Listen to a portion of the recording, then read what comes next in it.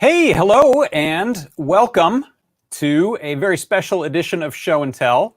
I am John Park here in my workshop, and unlike our usual Wednesday Show and Tell, this one's in California and at a different time. I appreciate everyone for stopping by for this, and I hope we have a chance to see some cool projects that people are working on, or tools, tips, tricks, happy stories they want to tell, whatever you'd like to do. We'll probably try to go for a half hour on this show. And what I'd love to do is have people head to the link that I place in. I'm going to turn down my headphone volume for a second. I hear an echo. How is that? Does that improve it? I hope so. And what I'm going to do is I'm going to place a link. I think I've got the right link to place in the Discord chat. So, I still have an echo apparently, huh? Well, we'll work through that over time, I hope. Oh, I wonder, am I playing this in some window somewhere? I sure am. I found it. Sorry about that. I had a YouTube window over there that was sneakily playing it in the background. So you were hearing it. I wasn't.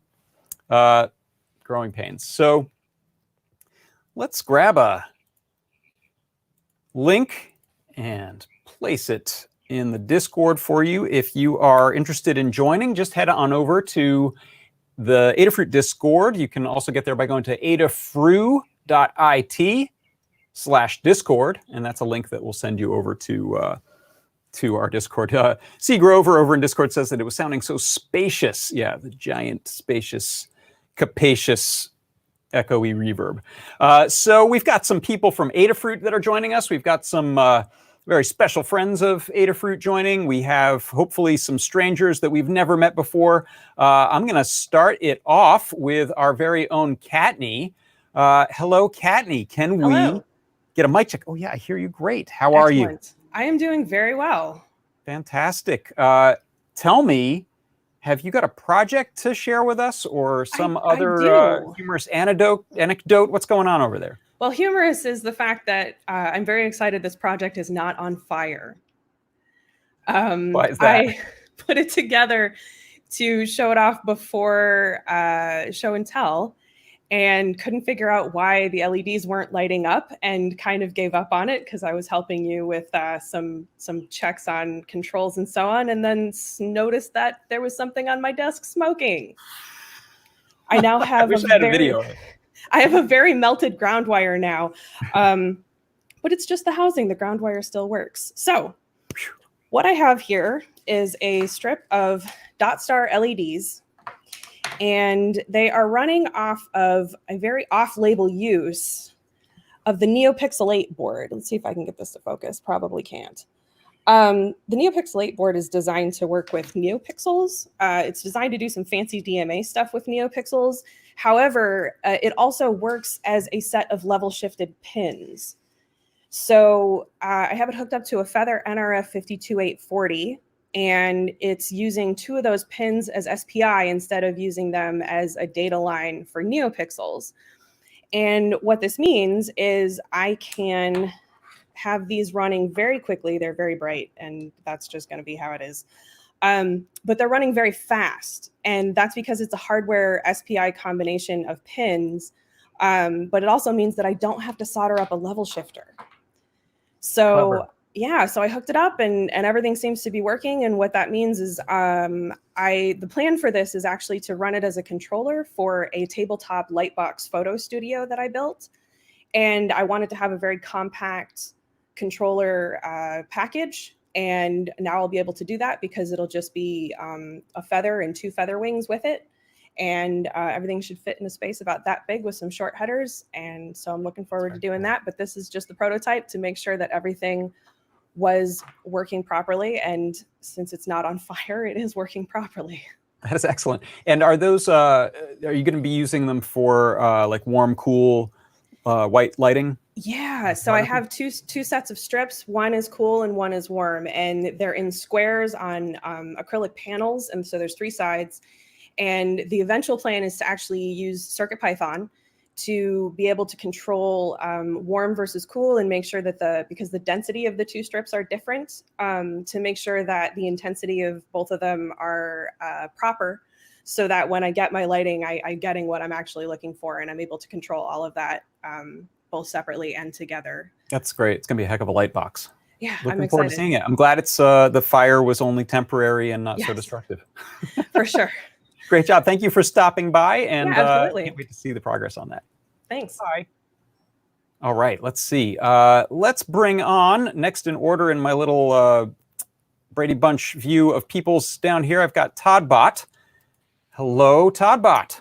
Hello, JP. How's it going today? It's going good. Tell us where you're calling from. From sunny, well, actually, yeah, from mostly sunny Pasadena, California. And it's finally gotten not cold around this area, which is nice. Good. So the thing I want to show is something that, thank you, you're the reason why I finally, it's been languishing for several weeks. And it is a guitar foot switch pedal board for but it outputs USB MIDI. Right now it's just sending out notes. And the way it works is there's just let me slide this off here.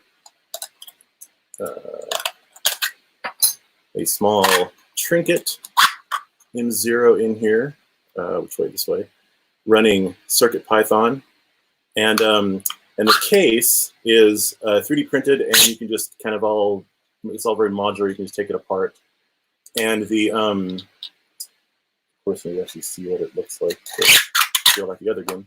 And right now, it's got a USB jack. An upcoming version is going to have a MIDI jack, but I'll probably have to upgrade to a Itsy Bitsy instead of a Trinket M0, because this uses up pretty much all of the available pins on a Trinket.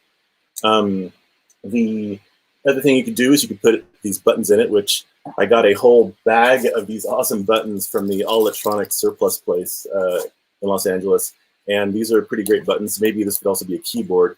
But the reason why I have this is because this device here can be controlled via MIDI, via foot pedal. There's a commercial foot pedal for it, so you control like record and playback. It's basically like a little like MIDI workstation sort of thing. And I thought, instead of buying the commercial thing, why don't I just make one out of 3D printed parts and $10 worth of random guitar parts. It's beautiful, and it works pretty well. And all the little bits are just kind of all snapped together. So hopefully it'll be robust. The first version was really robust because it was a solid tube and it print really fast. The only problem is, how do you get? I spent all this time printing this out and then going, dip in a bottle. So the new version is two pieces and still pretty strong. It seems pretty durable. Yeah, that's really cool. I love the modular design with the channels to slide stuff in. Is that something you created yourself? Basically, I mean, I was definitely channeling aluminum channel with this design, and I was thinking, what if I just took two aluminum L brackets and mounted them? But it turns out there's a bunch of aluminum profile that kind of is made to slide together, and so that's what this ended up being. You're making there, and yeah, it goes together pretty nice. And it currently needs a little bit of hot glue to stay together, but I think if I update these little detents, then it'll all be perfect. Beautiful. Really cool. Awesome project. And so you're using CircuitPython in it currently and TinyUSB to send CircuitPython, just CircuitPython, yeah. I guess that has TinyUSB kind of built into it, doesn't it? And yeah, it was pretty easy. But you do have to, because the Trinket has such little disk space, you do have to like sort of trim out a lot of the MIDI library to get just the bits you need. Yep. Optimize. Yeah. Very cool. Well, thank you for sharing that. We're looking forward to seeing more from that project and that line. Is that something you'll be posting up on GitHub at some point? Yeah, GitHub and my blog and Twitter, of course. Good. Keep us posted on that, and stick around because we'll call back on you to play some music at the end of this. Awesome. Thanks. Thanks, Todd. All right. Sorry about my shenanigans with cameras and all. I'm getting used to the StreamYard interface here. Next up, we will go to our good friend Mark Frauenfelder. Hello, John, Mark. how are you? Doing How's it well, going? thanks. Oh my gosh, your background. You're in Pee-wee's Playhouse. I am in Pee-wee's Playhouse, yeah. Using the green screen option. Yeah, Pee-wee made this available on his website. Oh, no for kidding. people to, yeah, which I thought was such a cool idea. I love it. Yeah, so much better than looking at my bedroom. Oh, that's cool. But anyway, yeah. So I have a desk that has a lot of USB hubs and external drives and stuff like that. And it was just, there's cords all over the place. I'm plugging things in and out, charging up phones, watches, Nintendo Switches. So let me see if, I'll try not to give people vertigo, but I just went to a website called makercase.com. Are you familiar with that website? Oh, it's like a parametric finger joint box building site, right? Exactly. Yeah, it's so easy to use. And so I just basically have a Glowforge laser cutter. So I just used up as much material from one sheet as possible. And I just made this box here on the Glowforge laser cutter. And this is just standard draft board. And then inside I put my powered USB hub and an external drive, and then another regular USB charger, powered USB charger, so that I have all of my cables and stuff. I can just like pull them out if I need extra room. And so that's great. Yeah. Oh, that camera just disappeared, but let me see. I can, but anyway, it's very elegant. Yeah, it's such a great. So those holes serve both as ventilation and as you know, exit and entrance ports on all four sides. And a laptop stand. And it's a laptop stand, so I have extra real estate on my desk, and I think that I actually have one other big drive here hiding behind. So I'm going to modify the design and make one that just has everything going in and out of it. Oh, I love that. And did you just press fit it? You didn't need to glue it or anything, so you can. I ran a little bit of white glue around the tabs, and I've had it now for probably 3 weeks or so, and it seems to be holding up really well. That's excellent. Love it. Simple little thing. Does the trick nice though. Design. What did you use to? So you brought like a SVG file out of the website design and then straight into the Glowforge? Exactly. I did that, and then I just took an SVG, the box that makercase.com does a great job, and then I used Adobe Illustrator to just draw the circles. Oh, okay, right. Because it doesn't do that, but it's so easy. Yeah, and you can add rastered stuff too if you wanted to put designs or a ruler on it or something like that. You've got you can add other things before you go and cut and etch, right? Yeah, and I probably will when I do another version, but I just wanted to just do something with in a short amount of time. And I honestly think from the time that I got the idea until the time I was like actually using it was an hour. That's at most impressive. Yeah, yeah. You know, you can say what you want about 3D printers, but there's something about a laser cutter that makes it an incredibly fast process sometimes to get a project done. I love laser cutters so much. Yeah, that's terrific. Very cool. Well, thank you for sharing that, Mark. And thanks, John, for coming on. It was great to have you and Pee-wee's Playhouse as well. Sounds good. Yeah, cool. I'll looking forward to seeing who else is on the show. Terrific. Yeah. Thanks for coming by. Okay. Yeah, take care, John. All right. Let's see. Let's head to our good friend Scott up next, who is not in Pee-wee's Playhouse. No, can you hear me? I can hear you great, and it looks like you're in your apartment. Yeah, I'm in my house. Back to your house. Where I'm always, and there's cats in the window, but they're white, so they're hard to see in their beds there. Hey, cats. Yeah, it's nice out because it's the afternoon. But you know, we've been wanting to do Beely MIDI stuff, and we were talking keyboards, and so I thought I would show this. Ooh. It's a PSS 30. I think the conclusion in the internet is that it's basically like the most toy of toy keyboards from the 80s. Keen on Keys just did an awesome review of the PSS 130, which is actually the same guts in a bigger package. So let me just open it up. So the back is just where the batteries go, and so I took that off, and then it's just a single PCB. And that PCB is just single-sided, so even though all of these components are on this side, all the traces are actually on the other side. So if I just pull that up, we can see this is what it looks like underneath the keys. And I was jealous. We were looking at yours earlier and you had diodes, and this one doesn't have any diodes at all. It only has what I think are 3 resistors on this side. I think it's doing a resistor ladder, meaning that when it's reading the key matrix, it's actually reading different analog values. So this one's going to be tougher than the one you have for sure. So I want to figure that out. So there are multiple pins, but on each pin, a key is going to be like 10 ohms, 50 ohms, 100 ohms. Yeah, something like that. I think is how they do it. I haven't actually figured it out yet, but my hope is that what I can do is basically preserve this circuitry, but put CircuitPython in the middle of the key matrix, meaning I can read in what keys are being pressed and do it as a BLE MIDI controller, or I'll be able to output the audio from like the key presses from MIDI. Coming in as well, which I think would be really cool. So you could have like an iPad sequencer playing that thing. This thing. Both directions. That's excellent. And then of course you can put like a line out. It doesn't even have a line out or anything in it as well. So, and it doesn't do velocity like yours does, which is neat too. But yeah, I'm excited for us to get into this world of like hacking modern stuff and old stuff. Yes. So.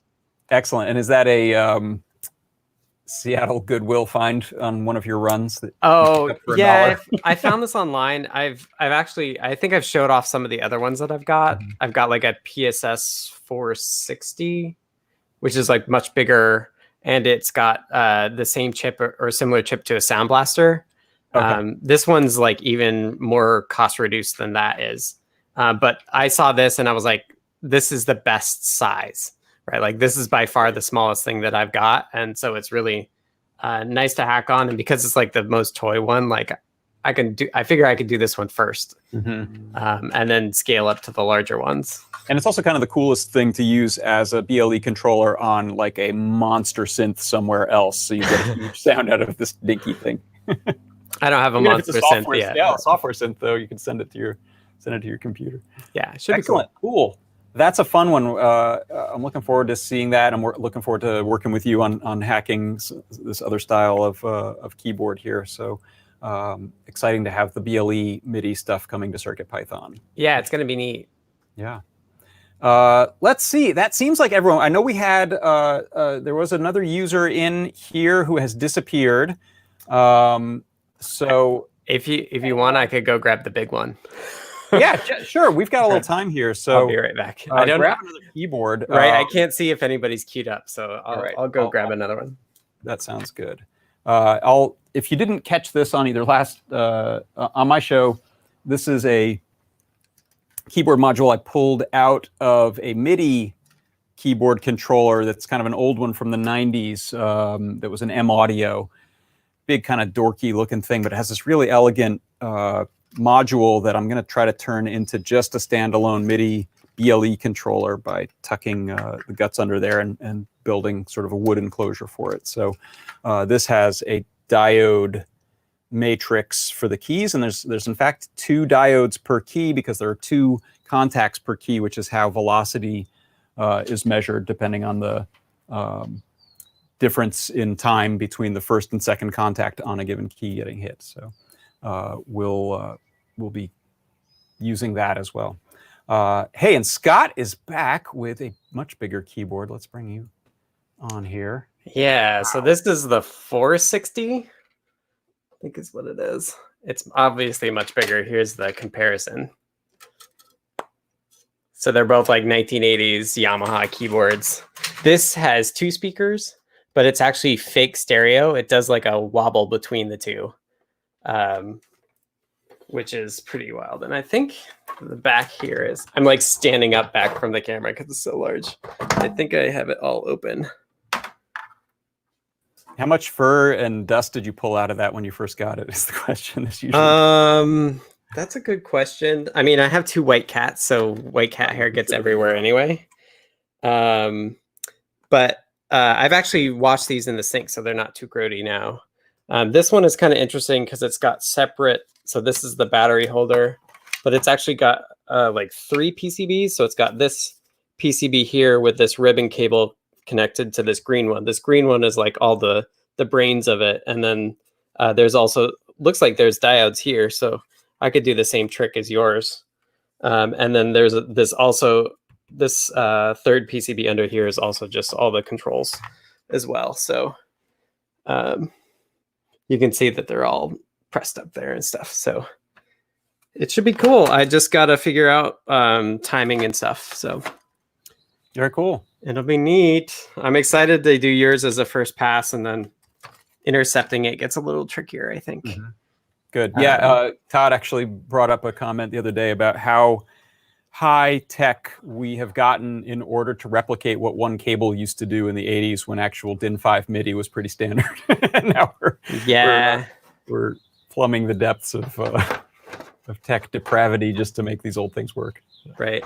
Well, neither of these have MIDI out. Right. This one doesn't have MIDI out either, so adding that would be nice. Yeah. I am curious with the BLE MIDI, as you're more of a musician than I am, but there is a lot of latency concerns around it, which I think is why it hasn't picked up. Yeah, actual musicians I've talked to, because I just dabble in stuff, but actual musicians I've talked to are generally pretty anti the latency, which I think was maybe in the order of like 100 milliseconds or something like that. 120, I think. It shouldn't be that bad. Yeah, if we can get it better than that. My friend Mark was saying that it was just kind of unworkable, that even what seems like a pretty low latency to me, but if you're a real musician and you're trying to play with feeling and time and other musicians, it was generally, I think, the BLE, at least in the early days of BLE MIDI, was considered pretty slow. But I think BLE in general is faster. So what you could expect now, I think, is more like 11.75 milliseconds is kind of the fastest-ish it'll be, and then it could be a little bit worse if you're sending a lot of stuff, or if you're worrying about two directions of sort of sending and receiving. So I think that 11 milliseconds is like the time between times that they talk to each other. Right, like low energy, BLE low energy is low energy because it's actually not doing anything for a lot of that time. Right. And then the more modern BLE 5 stuff has ways of saying, like, I'm going to talk to you every 11 milliseconds, but I can tell you that I actually need more time as well. So yeah, under 7 milliseconds tends to be a pretty good target point for digital stuff, says Dylan on YouTube. Unfortunately, when I was iOS, the minimum time you can get for BLE connection intervals is 11. BLE itself will go down to 7, but that is only Android will do that. iOS will not go down that far. iOS is definitely a good target for these kinds of things because there's so many interesting synth programs on there that, like Moog just released their free app. It's usually like a $30 or $40 app. I don't know if it still is, but they were doing hey, you're quarantined, grab this Moog app for iOS and maybe Android, which is a Model D recreation. But I think with hardware synths, you can also get dongles that basically are a BLE module that plugs into the two DIN 5 MIDI and outs. Right. Makes one, or Roland makes one. So there's definitely a possibility of using a lot of different synths with BLE. So we'll see where we go with it. Yeah, I'm excited to see how well it works. It even does, like, BLE MIDI does timestamping of the messages. So when you write like, oh, node on, it actually puts a timestamp to give you like granularity within that 11 milliseconds. Which is interesting too. I see. So the MIDI message itself has its own time within the 11 millisecond package going across. Yeah. All right. And so that'll be cool to see what you think. Yeah. Good. All right. Well, thank you for stopping by and showing those. And I think what we'll do now is bring Todd on to play us out with this very special edition of a show and tell. And I want to thank everyone for showing up and for people who brought on projects or people who watched. So, Todd, take it away. All right. This is just through my laptop microphone.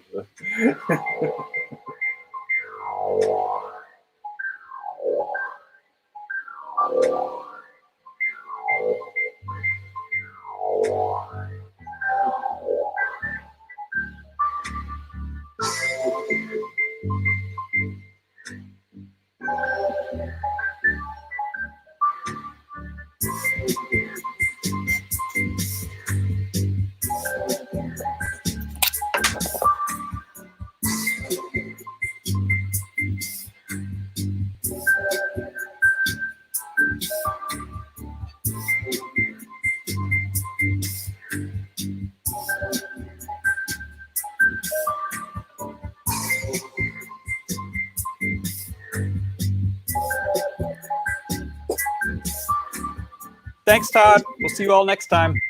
Bye-bye, everyone.